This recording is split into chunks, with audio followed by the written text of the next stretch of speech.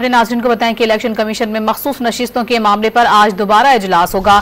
इजलास में मखसूस नशिस्तों पर सुप्रीम कोर्ट के फैसले पर अमल दरामद पर गौर किया जाएगा। इसे बात करेंगे डॉन न्यूज़ के नुमाइंदे उमैद अली हमारे साथ मौजूद हैं। उमैद, 6 इजलास हो चुके हैं, आज 7वां इजलास होना है। मखसूस नशिस्तों पर हतमी फैसला कब तक मुतवक्किल है? जी, इलेक्शन कमीशन ऑफ पाकिस्तान में मखसूस नशिस्तों से मुतालिक जो इजलास है वो आपसे कुछ देर बाद जो है शुरू होगा। Chief election commissioner Sikandar Sultan Raja इस इजलास की सदारत करेंगे। इजलास में जो है सेक्रेटरी इलेक्शन कमीशन, जो लीगल टीम है इलेक्शन कमीशन की, वो भी इस इजलास में शिरकत करेंगी। और जो है जो कानूनी और जो आइनी माहिरीन है, वो जो सुप्रीम कोर्ट की जो वाज़ेह हिदायत आई थी कि जो मखसूस नशिस्तें हैं वो PTI को अलाट की जाए, उनसे मुतालिक जो है मुशावरती अमल जो है जारी रहेगा।